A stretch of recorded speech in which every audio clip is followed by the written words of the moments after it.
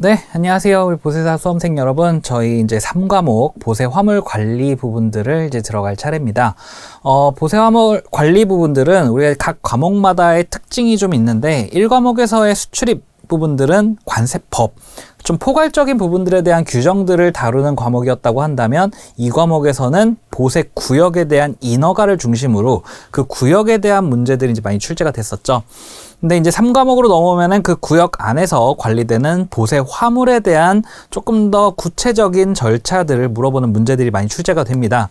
그래서 3과목 부분들을 쉽게 생각하시는 분들은 이제 굉장히 쉽게 생각하시는 분들도 있고, 어렵게 생각하시는 분들은 또 어렵게 생각하시는 이유가 있는데, 그 이유가 돌이켜보면 우리 3과목에서의 보세 화물 부분들은 우리 학습할 때 가장 시험 범위가 적은 과목 중에 하나예요. 그래서 여기에서 다루고 있는 부분들은 우리 학습할 내용의 전체적인 분량 부분들은 좀 적다. 하지만 여기에서 물어보는 내용들이 결코 쉬운 내용들은 아닙니다. 왜냐하면 관세법은 아까 말씀드렸다시피 큰 포괄적인 개념에 대한 것들, 큰 규정에 대해서 이제 물어본다고 한다면 용어들이 이제 훨씬 쉽죠. 쉽고 한데 보세 화물 쪽으로 들어오면은 보세 화물 관련된 고시 단에서 물어보기 때문에 좀 더 세세한 절차 부분들을 물어보는 문제들이 많이 출제가 돼요. 그래서 여기서는 범위는 좀 적지만 우리가 외워야 될 내용들도 좀 있고, 특히 이제 외워야 될 내용들이 좀 많이 있죠. 전체 흐름에 대한 이해보다는 암기하는 내용들이 좀 많이 있다라는 점. 그리고 규정들이 아주 이제 세세한 내용들까지 물어보다 보니까 문제가 출제가 될 때 아주 지엽적인 부분들에서 문제가 많이 나와요. 또한 이제 우리 객관식 시험의 특성상 법령상의 문장을 놓고 거기에 일부 단어들을 이제 바꿔나가는데, 여기서 바꾸는 용어들이 아주 좀 우리가 이거 좀 치사하지 않은가 싶을 정도로 이제 지문들을 이제 바꾸는 경우들이 있죠. 뭐 예를 들면은 뭐 세관장이 한다라는 부분들을 관세청장이 한다, 이렇게 바꾸는 것들, 또는 신고해야 한다를 승인받아야 한다라는 식으로 아주 단어 하나씩만을 바꿔서 틀린 지문으로 출제하는 경우들이 많기 때문에 우리가 외울 때도 단순히 이제 막 흘려서 외우는 게 아니라 세세하게 주요 키포인트들을 잘 암기를 해 두어야만 문제에 좀 잘 대응을 할 수가 있는 과목이 바로 3과목이라고 볼 수 있겠습니다.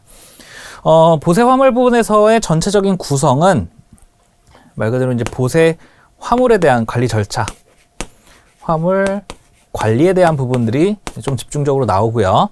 이 화물 관리에 대한 부분들을 넘어가면은 여기서 이제 요 화물 관리는 보세구역 안에서예요. 보세구역 안에서. 근데 이 보세구역이라는 부분들은 아무래도 우리나라 안에 있는 땅이죠. 그렇기 때문에 이 보세구역에 들어오는 전반적인 무역 흐름에서의 물품이 보세구역으로 들어오는 과정, 요거를 입항부터 우리는 볼 수 있죠. 입항하고 물건 내리고 보세구역에 반입되면은 요 안에서 관리되는 내역들 이제 학습을 하고, 그 다음 여기서 나가게 되면 반출이죠.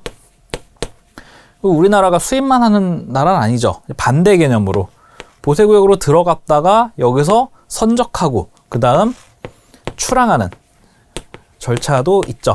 그래서 이 화물, 보세구역 안에서의 화물 관리 부분들을 좀 집중적으로 본 다음에 이 화물이 보세구역을 왔다 갔다 하는 전반적인 흐름, 이것을 입항과 출항, 입출항에 대한 전반적인 절차 부분들도 여기서 이제 다루게 됩니다. 자, 그 다음에 이 입출항 절차를 다루는 운송 과정들은 누가 진행을 하느냐? 요 운송 과정은 선사, 그리고 항공사. 우리나라는 지금 아직은 육로 운송이 없기 때문에 이 선박과 항공기를 가지고 운송을 많이 하죠. 그리고 이들이 직접 운송을 하는 경우도 있지만 여기에 이들을 주선해주는 업자가 있어요. 그걸 화물운송 주선업자, 포워더라고 이제 표현을 하죠. 그런 주선업자에 대한 이야기들도 좀 할 거예요.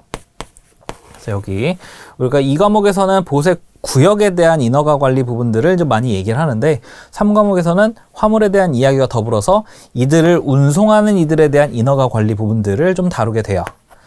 그리고 이제 마지막 그 다음 요 화물들이 국제적으로 운송되는 부분들은 여기지만 국내에서 왔다 갔다 하는 부분들은 요거 왔다 갔다 하는 거 보세 운송 형태로 나가죠. 그래서 여기서 마지막에는 보세 운송에 대한 부분들을 좀 다루게 될 거예요. 보세 운송은 운송에 대한 이야기도 있지만 이걸 진행하는 보세 운송 업자의 이야기도 있죠. 그래서 이들에 대한 인허가 부분들도 마지막 과정에서 좀 다루게 됩니다. 그래서 보세 화물을 크게 4개 챕터로 나누면 화물에 대한 관리, 입출항 관리, 선사항공사 및 화물운송 주선업자, 그리고 보세 운송 관련된 내용들, 이게 크게 네 군데로 나눌 수 있고, 아무래도 시험에 좀 많이 나오는 부분들은 여기와 여기가 되겠어요. 이 두 가지가 거의 전체 과정의 한 70% 정도 문제가 출제가 된다라고 보시면 되겠습니다. 그 다음 이제 보세 운송 관련된 내용들이 좀 많이 출제가 되죠. 그래서 우리가 좀 집중을 해야 되는 부분들은 화물 관리 쪽, 아무래도 이제 보세사 과목이다 보니까 보세 화물 관리에 대한 부분들이 굉장히 좀 비중이 높은 편이고, 그 다음 입출항 절차 이 부분, 그리고 입출항 절차에서는 늘 나오는 유형들이 있어요. 유형과 범위가 있기 때문에 그 부분에 대해서는 본 과정에서 이제 많이 말씀드릴 거고, 그 부분에 대해서 좀 포커스를 두고 외워주신다면은 아무래도 좀 더 효율적인 학습이 가능하지 않을까 싶습니다. 만약에 이 3과목을 처음 보시는 분들이라고 하면은 이 지금 내용들, 제가 이제 중요도를 말씀드리긴 했지만 전체적인 입항부터 출항까지 전체 흐름과 이 안에서 보세 화물들이 관리가 되는 부분들은 뭐 특별한 이슈가 없다면은 특별히 이게 거치는 내용들은 아니에요. 근데 여기서 화물을 폐기한다든지 또는 체화에 걸려서 뭐 매각을 한다든지 또는 멸실이 됐다든지 뭐 이런 좀 특이사항에 대한 부분들이다 보니까 이건 좀 특이사항 부분들을 어떻게 처리할 거냐라는 내용인데, 이 하나하나에 집중하는 것보다는 맨 처음에는 전체 흐름을 그냥 보시는 게 좋아요. 입항에서 보세구역에 반입됐다가 이상 유무 없으면 수입신고돼서 반출하고, 반대로 수출물품 출항하는 그 전체 흐름 절차를 보고 그 사이에 보세 운송 부분들도 있죠. 그 전체 흐름을 본 다음에 화물에 대한 전체 흐름이 이해가 된 다음 여기에서 어떤 상황이 벌어지면 뭘 해야 되는구나 라는 부분들을 조금 더 집중하는 그런 방식도 좀 추천을 드릴게요. 그래서 처음 하실 때는 아무래도 이제 이게 처음부터 너무 디테일한 내용들이 나오다 보니까 하나하나를 그냥 외우다가는 좀 금방 지칠 수도 있어요. 그래서 전체적인 나의 이해도를 좀 높인 다음에 여기에서 이 보세 화물들이 이 과정 속에서 이런 일이 벌어지면은 무엇을 해야 되는구나, 신고를 해야 되는구나, 또는 승인을 받아야 하는구나 라는 부분들로 조금 디테일한 가지들을 연결해 나가는 과정들이 필요하다라고 보실 수 있겠습니다. 자, 여기까지 이제 3과목에 대한 기본적인 소개를 좀 드렸고요. 이제 본 이론 시간 때는 지금 말씀드렸던 중요도에 맞춰서, 그리고 여러분들이 시험을 이제 대해야 되니까 그 시험에 들어갈 때 어떤 내용들의 유형에 출제가 많이 되는지, 그리고 어떤 부분들이 이 문장에서의 키워드인지라는 부분들을 좀 집중해서 여러분들께 설명을 드리도록 할게요. 자, 그러면 과목 소개는 여기까지 하도록 하고 우리 본 이론 시간 때 또 뵙도록 하겠습니다.